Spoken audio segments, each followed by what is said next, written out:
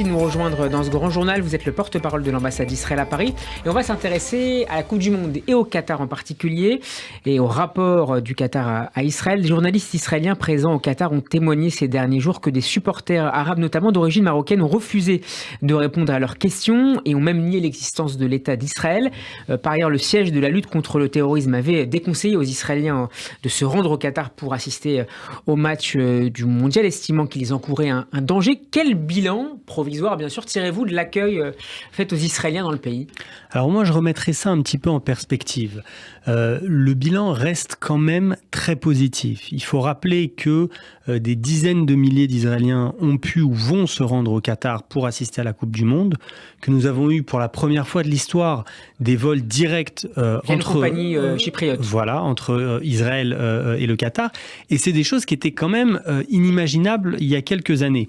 Et je ne pense pas que cela aurait été possible sans les accords d'Abraham et le changement de paradigme qui s'est imposé dans toute une partie du monde arabe.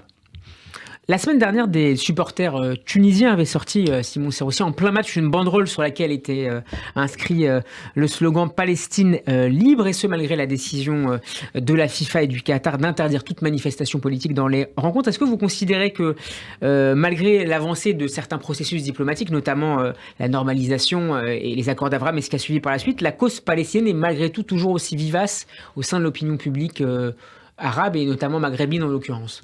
Je pense qu'elle ne l'est pas autant qu'elle l'était, mais elle reste importante. Vous savez, même si on fait des avancées diplomatiques extrêmement importantes, on ne peut pas annuler du jour au lendemain 75 ans de propagande antisémite dans le monde arabe. C'est quelque chose qui a été rentré au marteau-piqueur à des générations entières de jeunes citoyens arabes, qu'Israël est l'ennemi, que les Juifs n'ont rien à faire au Moyen-Orient. Et malheureusement, les mentalités évoluent, mais pas partout de la même manière, pas partout aussi rapidement. Concernant le Qatar, vous évoquiez à l'instant, Simon Serroussi, l'ouverture d'une liaison aérienne via une compagnie certes chypriote entre Israël et le Qatar. Est-ce que cette liaison est amenée, selon vous, à se prolonger après la Coupe du Monde ? Je ne pense pas qu'elle se prolongera tout de suite. Le Qatar, nous n'avons toujours pas de relations diplomatiques avec le Qatar. Mais je pense, encore une fois, que c'est une petite avancée, c'est un geste, c'est quelque chose qui marque les esprits et qui restera après cette Coupe du Monde et qui nous permettra, je l'espère, à l'avenir d'avancer un petit peu plus. Je vais juste peut-être finir avec une note d'espoir. Ouais. Si nous avons vu plusieurs événements problématiques avec certains supporters arabes, je voudrais rappeler que pour la majorité des touristes israéliens, les choses se sont bien passées.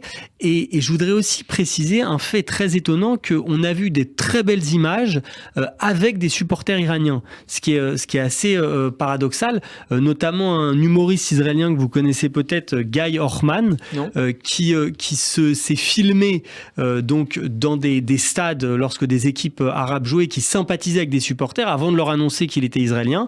En général, la réaction était très mauvaise avec les supporters de pays arabes. Par contre, lorsqu'il l'a fait dans un match de l'Iran, c'était assez exceptionnel de voir la plupart des supporters iraniens qui le prenaient dans leurs bras, qui disaient « Shalom, nous voulons la paix, vous êtes notre frère ».